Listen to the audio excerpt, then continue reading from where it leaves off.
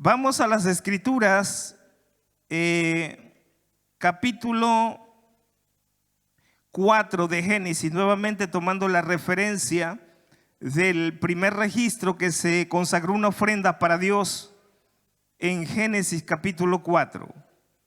Voy a leer para usted, dice: conoció Adán a su mujer Eva, la cual concibió y dio a luz a Caín, y dijo: por voluntad de Jehová he adquirido varón. Después dio a luz a su hermano Abel, y Abel fue pastor de ovejas, y Caín fue labrador de la tierra. Y aconteció que andando el tiempo, que Caín trajo del fruto de la tierra una ofrenda al Señor, y Abel trajo también de los primogénitos de sus ovejas, de lo más gordo de ellas. Y miró el Señor con agrado a Abel y a su ofrenda, pero no miró con agrado a Caín y a la ofrenda suya. Y se ensañó Caín en gran manera y decayó su semblante. Entonces el Señor dijo a Caín: ¿por qué te has ensañado y por qué ha decaído tu semblante? Si bien hicieres, no serás enaltecido, y si no hicieres bien, el pecado está a la puerta. Con todo esto a ti será su deseo, y tú te enseñorearás de él. Y dijo Caín a su hermano Abel: salgamos al campo. Y aconteció que estando ellos en el campo, Caín se levantó contra su hermano Abel y lo mató. Y el Señor dijo a Caín: ¿dónde está Abel tu hermano? Y él respondió: no sé, ¿soy yo acaso guarda de mi hermano? Y él le dijo: ¿qué has hecho? La voz de la sangre de tu hermano clama a mí desde la tierra. Ahora pues, maldito seas tú de la tierra, que abrió su boca para recibir de tu hermano, de tu mano, la sangre de tu hermano. Cuando labres la tierra, no te rendirá su fruto. Errante y extranjero serás en la tierra. Y dijo Caín al Señor: grande es mi castigo para ser soportado. He aquí me echas hoy de la tierra, y de tu presencia me esconderé, y seré errante y extranjero en la tierra. Y cualquiera que me hallare me matará. Y le respondió el Señor: ciertamente cualquiera que matare a Caín 7 veces será castigado. Entonces el Señor puso una marca en Caín, para que no lo matase cualquiera que le hallara. Salió pues Caín de delante del Señor y habitó en tierra de Nob, al oriente de Edén. Levante sus manos y damos gracias juntos para entrar en la enseñanza. Padre bueno, te damos gracias en esta hora. Espíritu Santo, dependemos de ti. Tú eres el divino maestro. Tú eres el gran revelador de la palabra. Maestro sabio y entendido, fiel consejero, guíanos a toda verdad y a toda justicia. Derrama espíritu de sabiduría, de revelación y de entendimiento. Alumbra vuestros ojos espirituales para responder al llamado de tu palabra, porque lámpara es a mis pies tu palabra y lumbrera mi camino. Danos el rema, la vida, la revelación de tu palabra. Danos revelación de tu palabra que provoque revolución de reino, cambio donde necesitemos cambio, cambio en lo que no esté alineado a tu palabra. Danos la sustancia de tu palabra, porque es pues la fe, la sustancia de lo que se espera, la convicción de lo que no se ve. Abrimos nuestro corazón para que la sabiduría de tu palabra alumbre las paredes de nuestros pensamientos y que podamos ir a otro nivel. Padre, te damos gracias por el poder de tu sabiduría, en el nombre de Jesús. Amén. 2 hermanos trayendo una ofrenda. 2 hermanos. En ningún momento la palabra niega que sea una ofrenda. Tanto lo que presentó Caín como lo que presentó Abel es una ofrenda. La palabra reconoce eso. Dice la palabra que uno tenía el oficio de agricultor, el otro tenía el oficio de ganadero. Se presentan delante de Dios trayendo una ofrenda. Una ofrenda, cuando usted y yo la consagramos con un acto de honra, de adoración, de reconocimiento, es una ofrenda donde cuidamos los detalles. Dile que está al lado tuyo: los detalles cuentan, y cuentan mucho. O sea, no podemos ir a solamente como Caín dice que nada más tomó del fruto de la tierra y trajo una ofrenda al Señor.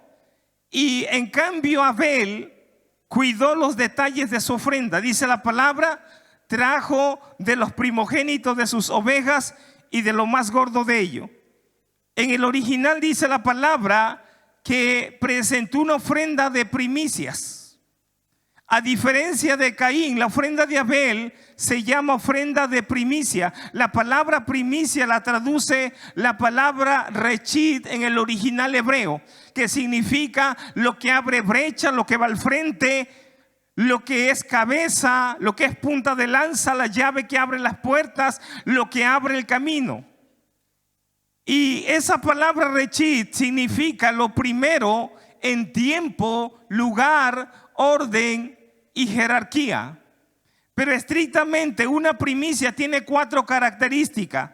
Una primicia tiene 4 características. Es lo primero, es lo mejor, es lo bueno y es lo nuevo. Pregunto, ¿a cuántos les gusta lo primero? A ver, levante la mano a los que les gusta lo primero. ¿A cuántos les gusta lo mejor? ¿A cuántos les gusta lo bueno? ¿A cuántos les gusta lo nuevo? ¿Sabe por qué nos gusta eso? Porque eso está en el ADN de nuestro Padre. A nuestro Padre le gusta lo primero, lo mejor, lo bueno y lo nuevo. Una primicia tiene 4 características: lo primero, lo mejor, lo bueno y lo nuevo. Así que Abel cuidó los detalles de su ofrenda. Ahora, la palabra nos dice de una mujer que dice la palabra era estéril, Ana. Ana era estéril. En el capítulo 1 del primer libro de Samuel hay un registro de una mujer llamada Ana y dice la palabra que era estéril. La esterilidad en aquellos días era una mega afrenta en una mujer, se consideraba como una maldición. Y esta mujer, su esposo le amaba, pero dice la palabra no tenía hijos. Así que Ana vino al altar delante de Dios y le dijo al Señor: si tú me das un hijo varón, yo lo voy a dedicar todos los días de su vida al servicio del templo. Y nació Samuel. Siempre que usted sea sincero con Dios, Dios te va a dar lo que pides. Pero asegúrate de usarlo correctamente aquello que pediste. Amén. Así que Dios le concede a Samuel un hijo varón, primogénito y uno de los más grandes profetas de Israel. ¿A cuánto le gustaría tener un profeta en su casa? Samuel, Dios le concede a Ana ese hijo y es primogénito varón y uno de los más grandes profetas de la historia de Israel. ¿Cuántos quisiéramos tener un profeta en nuestra familia? Amén. Pero un verdadero profeta, ¿verdad? No que hoy cada chiva loca que hay hablando lo que Dios no dijo.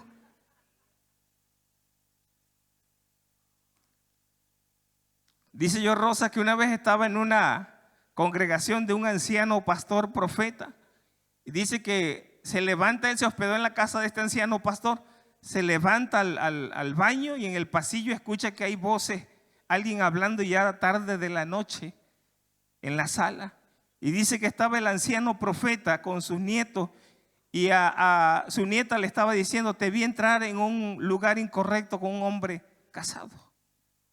Y dice que al nieto le dice: y a ti te vi metiéndote droga en tu cuerpo por primera vez. Dice yo, Rosa, me dio miedo y se me fui rápido a acostarse porque casi me dice: ¿y tú chismoso que estás huyendo ahí?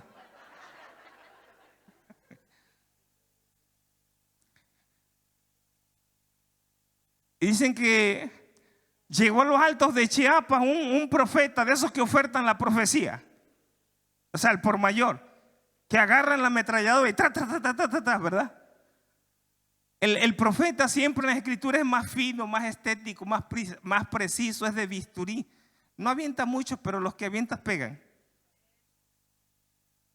Y llegó uno de esos que ofertan la profecía allá a los altos de Chiapas con nuestros hermanos lacandones. Y empezó y ahí estaba un hermano lacandón en primera fila, su bata blanca, su vientre abultado, sus cabellos largos. Ahí estaba tocado. Y llega el profeta y le dice: así dice el Señor, vas a concebir y dar a luz un hijo. Lo espantó. Lo espantó, así que el hermano se levanta de la silla y dice: pero ¿cómo si soy hombre? Y como ya le había regado el profeta, se regresa y le pone la mano y dice: pues para Dios no hay nada imposible.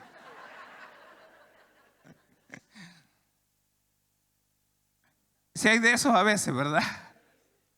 Por eso usted tiene que conocer la palabra, porque la palabra tiene fundamento, nos da equilibrio, madurez, salud espiritual. La palabra es el ancla eterna de nuestra fe. Necesitamos conocer la palabra. ¿Sí me entiende? Porque si no, cualquiera viene y te vende un dulce y te lo mete a la boca. Dile al que está al lado tuyo: necesitamos conocer la palabra. Dile: la palabra es fundamento eterno. Así que Dios le concede a Ana un hijo varón, primogénito, uno de los más grandes profetas de la historia de Israel. Ella podía haber dicho: ya Dios me lo concedió físicamente, lo tengo en mis brazos. Y podía haberle dicho al Señor: ¿sabes qué? Siempre no te lo voy a entregar. Porque te imaginas siendo estéril y Dios le da un hijo varón, primogénito, un profeta. Pero al tiempo señalado, ella trajo a Samuel al servicio del templo. ¿Tú crees que fue fácil para ella soltar esa promesa? ¿Tú crees que fue fácil para ella soltar el único hijo que ahora tenía y que lo podía palpar? Y lo trajo al tiempo señalado. Era su primogénito, era su primicia. Consagró su primicia para Dios, porque era lo que había prometido. Una primicia es algo que se promete para dar a Dios. Si usted lee el capítulo 2, primer libro de Samuel, el verso 5, el cántico de gozo y de liberación de Ana, dice: y aún la estéril ha dado a luz a 7. O sea, Dios le dio un hijo por cada día: domingo, lunes, martes, miércoles, jueves, viernes, sábado, para que no se aburriera. Un hijo por cada día. Y el que le consagró a Dios 8. Esta mujer debe haber regresado al altar: Señor, cierra mi matriz, ya no quiero tanto hijo. El poder de una primicia para traer multiplicación. El poder de una primicia para traer fertilidad. El poder de una primicia cuando usted es improductivo en el trabajo de sus manos. El poder de una primicia, consagrarle en el altar de Dios. Dile que está al lado tuyo: una primicia activa multiplicación a tu favor. Es un principio. Y yo le llamo: es una ley de lo primero, de los primeros frutos. Porque no solamente es de decir traer algo al altar. Este es un acto de disciplina. Este es un acto de entrega. Este es un acto de separación. Es un acto de consagración. Es un acto de reconocimiento. ¿Quién es lo más importante? ¿Quién es lo primero? ¿Quién es el centro de tu vida? ¿Por qué le digo que es un acto de educar y disciplinar? Porque la palabra disciplina, de ahí se toma la palabra discípulo. Amén. Alguien que sigue las enseñanzas fieles de un maestro. Amén. Usted y yo somos discípulos. Amén. Así que el poder de una primicia tiene que ver con un acto de reconocimiento. ¿Quién es lo más importante para ti? ¿Quién es lo primero? ¿Quién es el centro de tu vida? Va más allá que solamente traer algo, sino un acto de reconocimiento. Es por eso que Proverbios 3, 9 y 10 dice: honra al Señor con tus bienes y con las primicias de todos tus frutos. Y por causa de esto, dice, serán llenos tus graneros con abundancia y tus lagares rebosarán de vino. Dice la palabra: honra al Señor. La palabra honra significa tener en alta estima, tener en alto honor, tenerle gran respeto, tener gran admiración a alguien que esté en autoridad sobre nosotros. Pregunto, ¿cuántos tienen a Dios en alta estima y le tienen gran respeto? Pues dile al que está al lado tuyo, hónrale. Hónrale con tus primicias. La palabra honra significa también pagar tributo a otro en autoridad, en gratitud por lo que ha hecho por nosotros. La palabra honra significa pago de honor, pago de tributo, pago de gratitud. ¿Sí me entiende? Pero en un sentido más claro, honra significa darle el primer lugar al Señor. Ahora, ahí dice, honra al Señor con tus bienes.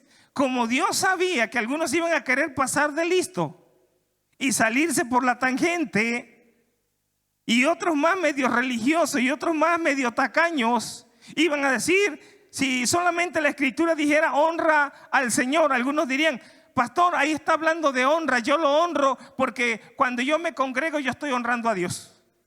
Y otros dirían, cuando yo oro estoy honrando a Dios, cuando yo leo la palabra estoy honrando a Dios, cuando yo canto estoy honrando a Dios, cuando yo intercedo estoy orando a Dios, honrando a Dios. Y le daríamos un sesgo y cualquiera le daría una interpretación. Sí, porque hay gente que, mira, hay gente que acomoda las cosas, dice, bueno, yo no diezmo, pero con las reuniones que yo asisto yo le entrego el diezmo al Señor en tiempo, ¿verdad? Otros dicen, yo no diezmo, pero yo intercedo. Y está bien, no digo que eso esté mal, ¿verdad? Pero sería como ser una ratita intercesora, ¿verdad? Solamente, o sea, entender algo que no es.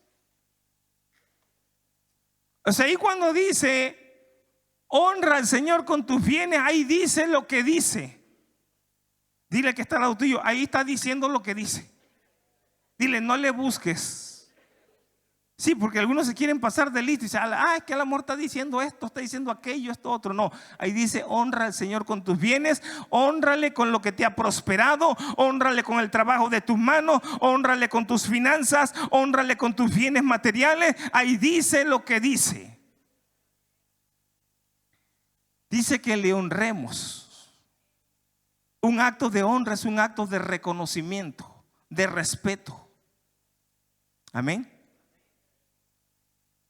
Dice, hónrale con tus bienes y con las primicias de todos tus frutos. O sea, con todo lo que produces. Amén. Y el resultado dice, por esto serán llenos tus graneros con abundancia y tus lagares rebosarán de vino. Ahora, el capítulo 6 del libro de Josué dice que cuando entran a la tierra prometida, la primera ciudad que tenían que conquistar era Jericó, una ciudad amurallada, una ciudad preparadamente con estrategias militares. Los muros, algunos dicen que eran como de 7 metros y podían circular 2 carros como si fuera una calle. Había casas incrustadas en el muro. Y dice la palabra en Josué 6, dice, Jericó estaba cerrada, bien cerrada, nadie entraba ni salía. O sea, la palabra es bien clara para aquellos que de repente quieren entender otra cosa. Si ya te está diciendo que estaba cerrada, como que diríamos es por demás, ¿verdad? Que Dios ponga eso. Estaba cerrada, bien cerrada, nadie entraba, nadie salía. Es como cuando dice de el rey Ezequías, llega el profeta Isaías y le dice, ordena tu casa porque morirás, y luego le añade, y no vivirás. O sea, Dios es muy preciso por aquellos que luego le andan buscando, es que a lo mejor dijo esto, a lo mejor dijo aquello. ¿Sí me entiende? Jericó estaba cerrada, bien cerrada, nadie entraba, nadie salía. O sea, no era posiblemente en lo humano poder entrar o poder salir de Jericó. Dile al que está al lado tuyo, Dios tiene una llave para abrir todo. De hecho, ¿sabía usted que el nombre de llave viene del nombre Yahvé? O sea, una llave para abrir. Amén.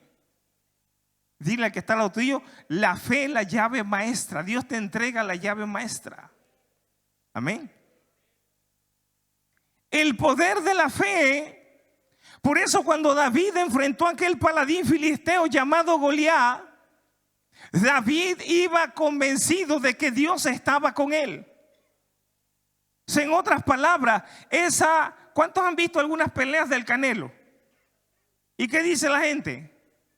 Esa pelea está arreglada. Esa pelea está comprada.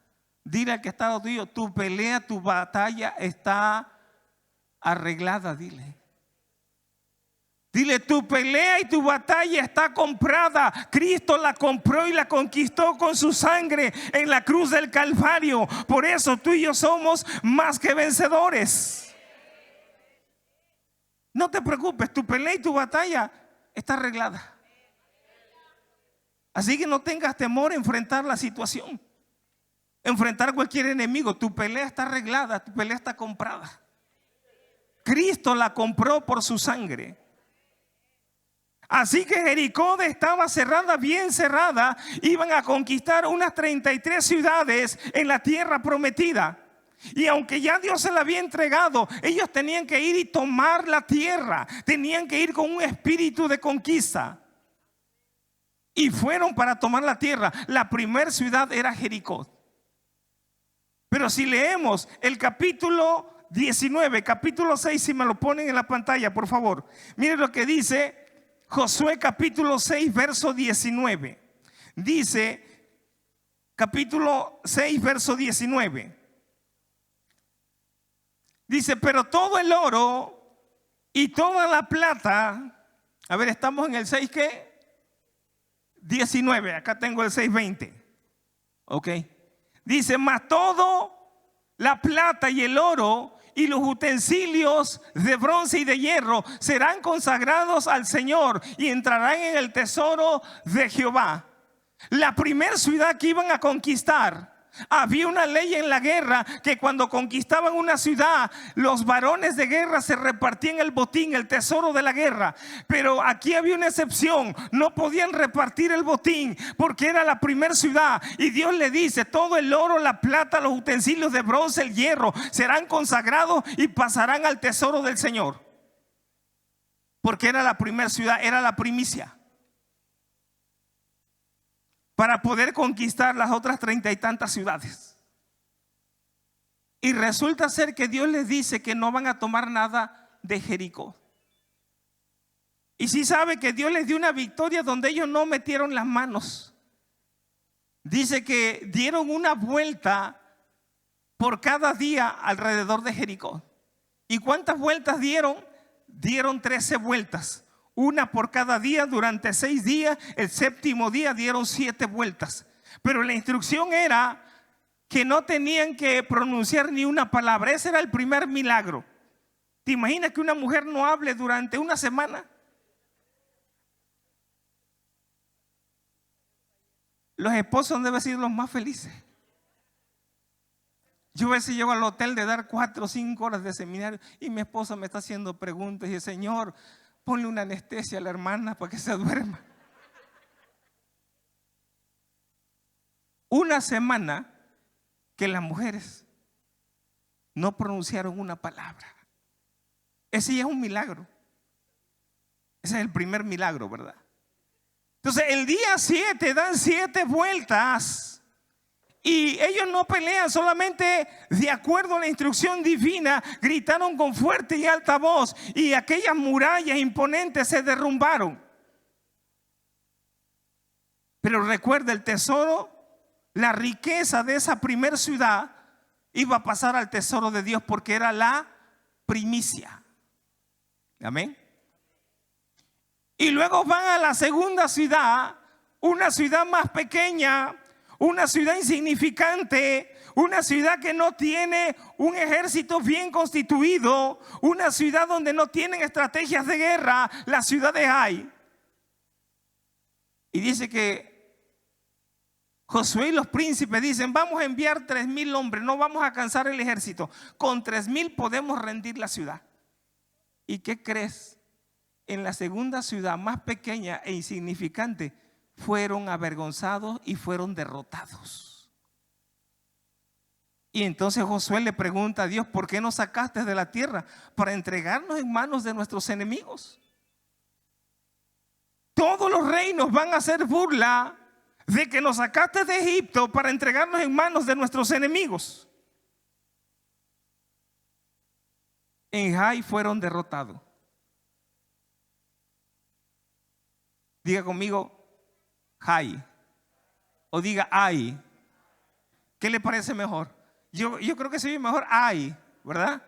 Diga conmigo Ai, Ai, Ai, Ai. Eso suena como lamento, ¿verdad? Cuando tienes derrotas, problemas y adversidad. Fueron derrotados en Ai. Y entonces Josué está un poco confundido. Habla a Dios y Dios le dice: no, mira, Josué, no te podré entregar las demás ciudades porque hay anatema. Alguien tomó lo que no debía tomar, lo que iba a ser consagrado al tesoro de Dios, lo que era primicia. Alguien lo tomó. Y dice la palabra que echaron suertes y la suerte cayó sobre Acán. O sea que no fue que él confesó, fue descubierto. Y así que Josué le dice: declárame qué fue lo que hiciste. Y dice que había escondido un manto babilónico, unos lingotes de oro, plata, y lo había escondido bajo su tienda.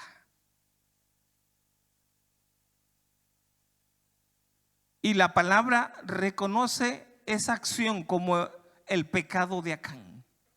Se nos ha predicado del pecado de Acán, se nos ha dicho esto, se nos ha dicho aquello, se nos ha dicho esto otro, y se le ha puesto muchos nombres al pecado de Acán. Pero el pecado de Acán tiene nombre y apellido. ¿Cuál es? ¿Cuál es el pecado de Acán? Se robó las primicias. Y por eso Israel fue derrotado. Dile al que está al lado tuyo, dile: cuando te comes lo consagrado a Dios, dile: ay, ay, ay, ay, ay. Dile: no tomes lo sagrado, no tomes los diezmos, no tomes las primicias. Eso le pertenece al Señor. Así que cuando sacaron a Acán, dice que lo apedrearon, y entonces recuperaron eso y vino a pasar a ser del tesoro de Dios, vino a ser la primicia, lo consagrado, lo primero para Dios. Y de allí subieron y tomaron las demás ciudades. Porque una primicia es una arma de guerra. Una primicia es una arma de guerra. Una primicia, amada iglesia, es una arma de guerra. Tú quieres ver la gloria de Dios financieramente en este 2024. Consagra tus primicias. El poder de una primicia. Así que dile que está al lado tuyo nuevamente: date prisa con la primicia. Amén. Date prisa con la primicia. Tenemos otro registro de la palabra. Mire, el verso de Ezequiel 44:30, me lo ponen por favor, vamos a leerlo juntos. Ezequiel 44:30, mire lo que dice. Ezequiel 44:30 dice, lo leemos juntos, dice: y las primicias de todos los primeros frutos de todo, y toda ofrenda de todo lo que se presente, de todas vuestras ofrendas, será de los sacerdotes. Por eso le dije que tenía que venir con sus pastores en esta próxima reunión del domingo, o el siguiente martes, el siguiente domingo, ¿verdad? Usted venga con sus pastores y diga: traemos nuestras primicias al Señor. Dice: será, seguimos leyendo, será de los sacerdotes. Asimismo daréis al sacerdote las primicias de todas vuestras masas. ¿Para qué vas a dar la primicia? Declárelo fuerte.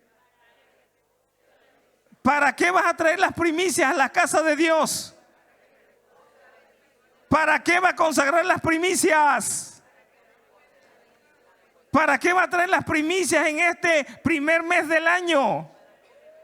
Amada iglesia, usted va a traer las primicias a la casa del Señor, empezando el año. ¿Para qué? Para que repose la bendición de Jehová sobre vuestras casas. ¿Cuántos quieren la bendición del Señor sobre su casa en este 2024? ¿Qué debemos de hacer? Consagrar las primicias. Amén. Lo que es primero marca el camino. Lo que es primero establece un orden. Lo que es primero determina todo lo demás que hacemos. Si Dios es lo primero, establece orden. Esta sociedad tiene desorden porque Dios no es lo primero.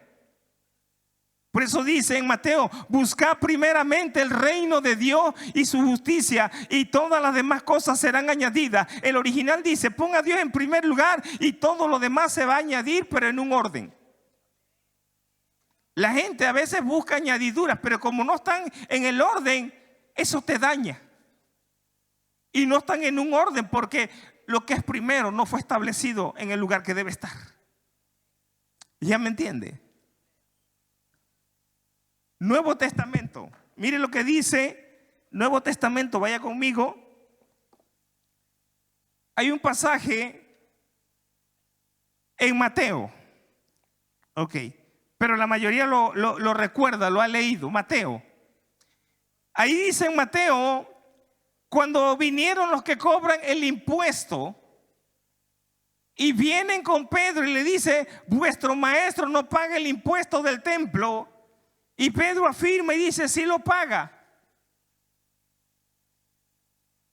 O sea, Jesús cumplió toda la ley. Jesús diezmó, claro que diezmó, porque eso era parte de la ley. Aunque el diezmo se injertó en la ley, no nació en la ley. Por eso el diezmo es de la fe. Se injertó en la ley para regular el pago de diezmo por causa del servicio del templo. Había 4 tipos de diezmo: el diezmo para el mantenimiento del templo, el diezmo para el sacerdote, el diezmo para el levita y el diezmo para los pobres, que abarcaba viudas, huérfanos y extranjeros en necesidad. Pero como no nació en la ley, no pertenece a la ley, nació en la fe de Abraham.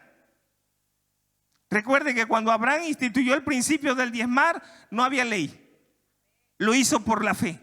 Y usted y yo no somos hijos de Israel para atender la ley en ese sentido. Nosotros somos hijos de Abraham por la fe. Algunos dicen: pastor, pero el diezmo es para los judíos. ¿Qué cree?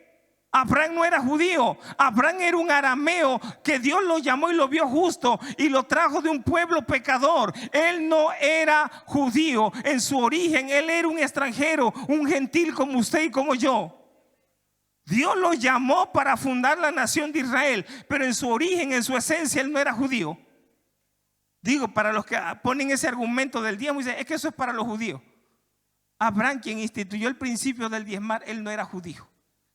Y usted y yo somos hijos de Abraham por la fe. Amén. Jesús, cuando entra Pedro, le dice: oye, Simón, Pedro, los reyes de la tierra, ¿de quiénes recaudan los impuestos? ¿De los extraños o de los hijos? Le dice: de los extraños. Todos los hijos están exentos. Dice: pero para no causarles escándalo, para no causar tropiezo, ve al mar. O sea, Jesús cuidó siempre todo. Dice: ve al mar y tira el anzuelo, y el primer pez que saques encontrarás dinero en la boca. ¿Por qué mandó a Pedro? Porque Pedro tenía la habilidad, el talento de pescar. Si manda a Mateo o algún otro, probablemente se ahogan. Si una vez yo fui a pescar con otros pastores y llevamos una atarraya y la tirábamos ahí en un pequeño arroyo en Veracruz.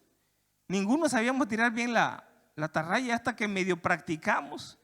Pero cada vez que la tirábamos sacábamos hojas secas, palos secos. No pescamos nada. Eso sí, nos felicitaron los que viven alrededor, dejamos bien limpio el arroyo. Pero camino a casa compramos unas latas de atún, ¿verdad? Dicen: no podemos llegar sin pescado.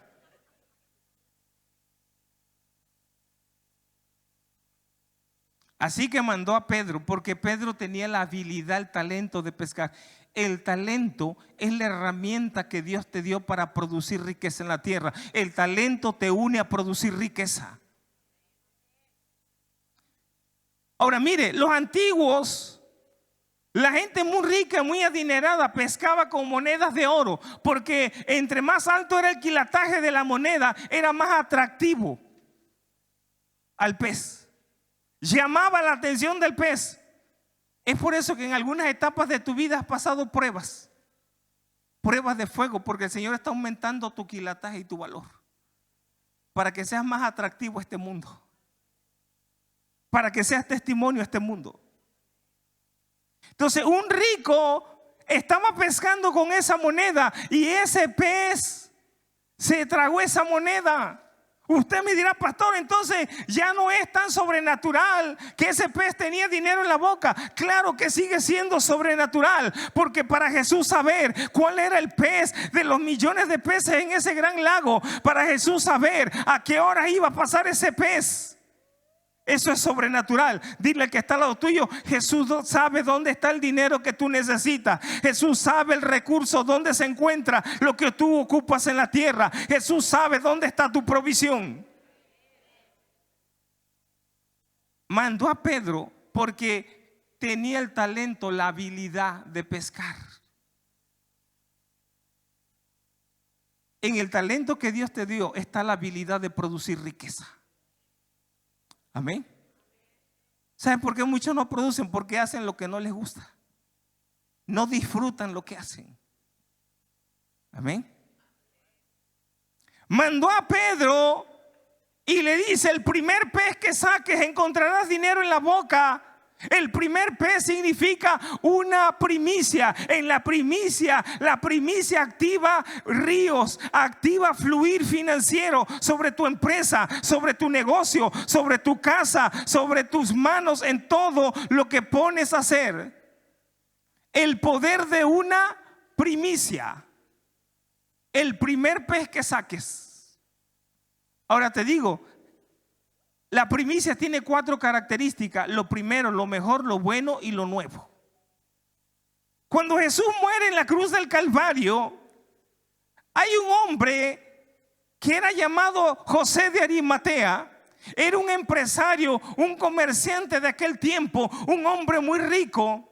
Tenía poder financiero, tenía poder de influencia, porque rápidamente fue ante el rey y solicitó que le dieran el cuerpo de Cristo, y pudo recibir de esa petición, y le entregaron el cuerpo de Cristo a José de Arimatea. José de Arimatea cargó el cuerpo de Cristo y lo llevó y lo puso en un sepulcro nuevo. ¿Cuántos empresarios hay aquí, hombres de negocio, mujeres de negocio? Levante la mano. ¿Sabe que usted tiene una gran responsabilidad? Cargar el cuerpo de Cristo en esta tierra. ¿Qué significa cargar el cuerpo de Cristo? Significa habilitar a la iglesia en los proyectos, la visión, con recursos, para que la obra de Dios no se detenga, para que la obra de Dios siga avanzando en la tierra. José de Arimatea cargó el cuerpo de Cristo y lo puso en un sepulcro. Dice la palabra: con los ricos fue en su muerte, para que se cumpliera lo dicho por el profeta. Con los ricos fue en su muerte. O sea, Jesús fue puesto en un lugar exclusivo donde estaban los ricos. Pero me llama la atención que fue puesto en un sepulcro nuevo. O sea, era una primicia. Recuerde las características de una primicia: lo primero, lo mejor, lo bueno y lo nuevo. De hecho, cuando Jesús muere, la túnica de Jesús era de una sola costura, de seda pura. Por eso no cortaron sus vestidos, porque era de alto precio. Sortearon la túnica de Jesús porque era buena. O sea, en términos de hoy, podríamos decir, era de muy buena marca. Jesús vestía buena ropa. Amén. Jesús vestía buena ropa.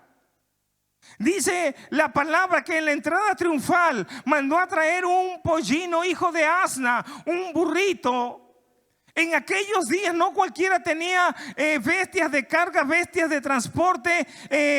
no cualquiera tenía un camello, una yunta de bueyes, un caballo, un burro. Solamente la gente muy rica, muy adinerada. Y dice la palabra, mandaron a traer un pollín, un burrito hijo de asna que nadie había usado. Y ahí pusieron a Jesús. Y en la entrada triunfal Jesús entró montado en ese burrito. Dice que nadie había montado. O sea que era un carro del año, 0 kilómetros. Era nuevo. Algunos como que su mente a veces no les conecta porque dicen, ay, ¿cómo es posible? Era un carro del año. Si Jesús viviera hoy, tuviera un jet para viajar a los países y estar predicando. ¿Sí me está entendiendo? El poder de una primicia. Recuerde que Jesús resucitó de los muertos y es hecho la primicia entre muchos hermanos. Porque si Él ocupa lo primero, Él trae orden a todo lo demás. Con esto termino. Regresamos a Romanos 11:16. Vaya conmigo, Romanos 11:16. Alguien dijo, nunca le crees, es un predicador. Pero a mí sí, porque no vaya a ser debut y despedida aquí, ¿verdad? Romanos 11:16. Vamos al texto. Dice, si las primicias son santas, también lo es la masa restante. Si la raíz es santa, también lo son las ramas. Vamos a enfocarnos mayormente donde dice, si la raíz es santa, lo son también las ramas. Se sabe que la raíz es lo más importante de un árbol, más importante que el tronco, que las ramas, que las hojas, que el mismo fruto, es la raíz. Porque si la raíz no es profunda, si la raíz no es buena, tiende a que el árbol estén media secas las ramas, estén amarillentas o marchitas las hojas, lleve poco o nada de fruto. O sea, la raíz es más importante. Si la raíz es profunda y si la raíz está cerca de agua o de humedad, entonces esa raíz va a determinar que el árbol esté vigoroso, esté fuerte, sus ramas fuertes, sus hojas verdes, sus ramas frondosas, lleve fruto en cantidad y calidad. Pero no solamente eso, va a determinar la permanencia de ese árbol. Porque un árbol que no tiene buena raíz, como ahorita este viento que pegó ayer, ¿y cuántos árboles no se caen? Porque no tienen buena raíz. Pero un árbol que tiene buena raíz, pueden venir vientos, tormentas y ese árbol permanece. Porque la raíz es profunda, porque la raíz es buena. ¿Sabía usted que en la arquitectura el fundamento de un edificio, el fundamento de una casa se le llama la raíz de la construcción? O sea, es el fundamento. Cuando la palabra dice, si la raíz es santa, lo son también las ramas. ¿Sabes qué? La primicia es la raíz de tu economía. La primicia es el principio, es el inicio, es el origen, es la fuente. Es donde comienza la bendición de Dios para su pueblo.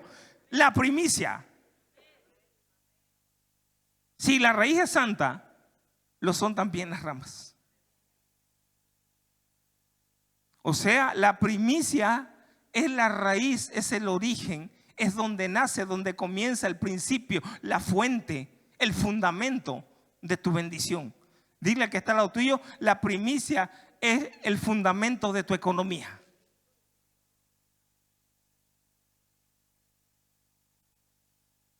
Si la raíz es santa, lo son también las ramas. ¿Qué son las ramas? Todo lo que usted emprende, todo lo que nace, todo lo que sale de ti, todo lo nuevo que sale de ti en el 2024 es una rama de ti. Si usted tiene un negocio y pone otra sucursal, esa es una rama de tu empresa.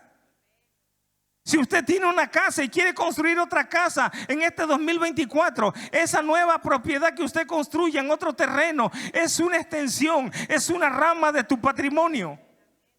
Tus hijos mismos, dice la palabra en el Salmo, son como ramas de olivo alrededor de tu casa. O sea, está hablando de la rama, pero dice, si la raíz, cuando consagramos la primicia. Ahora, yo siempre he dicho que estos son los clásicos temas que casi nadie aplaude, ni dice amén, aleluya, ni gloria a Dios, ni tiembla, ni hablan en lengua, ni se cae en el suelo. Pero si usted pone en práctica estos principios de reino, Dios no solamente va a traer sanidad, Dios va a traer libertad financiera sobre tu economía. Está bien, yo creo, a mí me encantan las reuniones y de hecho en mi iglesia yo cultivo mucho eso. Esto lo enseño porque es hacia el cuerpo de Cristo. Pero en mi iglesia cuando estoy dejo que hay un mover hermoso y que Dios toque a la gente. Pero ¿qué cree? A veces mucha gente está tiembla y tocada y llega a la casa y siguen temblando porque llegó el recibo de la luz y no lo pueden pagar. ¿Sí? O sea, está bien todo eso, gloria a Dios por reuniones así. Esas reuniones me encantan. Pero usted y yo tenemos que vivir bajo principios también de la palabra. Amén. Así que si la raíz es santa, lo son también las ramas. O sea que la primicia es la raíz, el fundamento. La primicia es la raíz, es el fundamento de tu economía. Todo lo que hagas, todo lo que emprendas, todo lo nuevo, todo lo que salga de ti, todo proyecto es una rama. Y dice, si la primicia es santa, lo son también las ramas. Amén. Pero la primicia es santa hasta que toca el altar, cuando usted la consagra, cuando usted la entrega. Entonces tiene poder para santificar lo restante. Amén. Cuando usted trae la primicia, lo que está haciendo es poniendo la raíz en el agua de la palabra, y del agua de la palabra va a obtener sales, nutrientes y minerales, y entonces se va a cumplir lo que dice el Salmo 1. Dice, seremos como árboles plantados junto a corrientes de agua, que da su fruto en su tiempo, su hoja no cae, y todo lo que hace prosperará. ¿Cuántos quieren que lo que usted haga en el 2024 prospere? ¿Qué debemos de hacer? Consagrar las primicias para el Señor. Amén. Esto es poderoso. Una primicia es una promesa también que hacemos. Con esto termino. Una mujer en Veracruz, dermatóloga de la iglesia más grande del puerto de Veracruz, un amigo del doctor Miguel Blanco, una iglesia de más de 3,000 miembros, cuando estaban en construcción del auditorio para ser exactos, en el 2008, hace 15 años, Dios nos permitió llegar allí. Y para la gloria de Dios se recaudaron de promesas más de 3,5 millones. Pero una mujer me llama la atención en el sentido de que hizo una promesa por 100,000 pesos en aquel tiempo, hace 15 años. Cuando hace la promesa, ella dice, llegó a su trabajo y dice, ¿qué fui a hacer? Dice, ahora ¿cómo voy a pagar esa promesa por 100,000? Y dice que en su consultorio, una bolsa de tela, ahí ella, aparte de su diezmo y ofrenda que entregaba en su iglesia, en esa bolsa de tela ponía una ofrenda extra de cada trabajo. Y al fin de 2 meses, 3 meses lo llevaba. Y dice, a veces eran 3,000, 4,000, 5,000 pesos como ofrenda extra, aparte de su diezmo y ofrenda. Dice, pastor, y estaba yo ahí y dije, ¿cómo voy a pagar 100,000 pesos? Porque las promesas eran a 10 meses. Y dije, bueno, voy a ir abonando de lo que tengo en esa bolsa de tela. Y dice que ese día se dispuso a contar lo que había en la bolsa de tela y empezó a contar. Dice, el máximo que había encontrado eran 4,000, 5,000 pesos. Y empezó a contar. Dice, pastor, cuando llevaba yo 8,000, yo estaba sorprendida. Seguía metiendo mi mano, llegué a 12,000, llegué a 15,000, llegué a 18,000. Cuando llegué a 18,000, la gloria de Dios se posó sobre el consultorio. Seguía yo metiendo la mano, dice, yo ya ni miraba dentro de la bolsa de tela, solamente metía mi mano y sacaba billetes y contaba. Metía mi mano, sacaba billetes, y dice que llegó a contar más de 100,000 pesos que estaban en esa bolsa, que ella sabe que es imposible que ese dinero estuviera allí, pero si el Señor puso dinero en la boca de un pez, lo puede volver a hacer de nuevo. Es más fácil que lo ponga en tu billetera, en tu bolso de mano, en tu cuenta de banco, en tu casa, en la alacena. Es más fácil que lo pueda hacer de esa manera. Así que llegó con el pastor y le dice, pastor, aquí hay más de 100,000 pesos. Yo tengo una promesa por 100,000, pero Dios me los acaba de dar. Un milagro de provisión. Dice, así que aquí dejo mi promesa y el excedente así que se quede. 2, 3 meses después su esposo ganó una demanda millonaria, un caso que parecía imposible. Ella decía: yo quería comprarme un carrito de unos 40,000 pesos. Dice: mi esposo llegó con la plancha de la agencia y llevó una camioneta con el moño de regalo. En ese tiempo le costó como $500,000 la camioneta. Y si ahora mi esposo se convirtió a Cristo y es un fiel diezmador y ofrendador, porque sabía que también tenemos que dar testimonio en nuestra economía. Por eso el Salmo 126 dice: cuando el Señor hiciere volver la cautividad de Sión. La cautividad, la deuda es cautividad, porque el que pide prestado vive solamente por la deuda. Dice: es esclavo de quien le empresta. Y dice la palabra: cuando el Señor te libere de la deuda, cuando el Señor hiciere volver la cautividad de Sión, dice la palabra, seremos como los que sueñan. ¿Cuántos quieren ser como los que sueñan? José soñó, Salomón soñó, Jacob soñó, Daniel soñó, Abraham soñó. Seremos como los que sueñan. Mucha gente no está soñando porque está hasta el cuello de deuda. Seremos como los que sueñan. Nuestra boca se llenará de risa. La deuda te ha robado el gozo. Y dice: y dirán entre las naciones, grandes cosas ha hecho el Señor con esto. Vivir libre de deuda y en una economía saludable es un buen testimonio. ¿Sí me entiende? Así que es el tiempo para este año tomar el monte.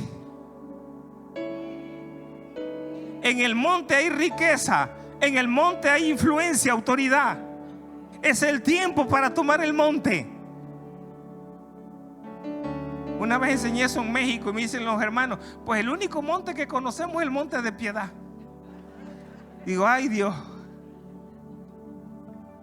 Pero hay un monte espiritual que conquistar. Amén.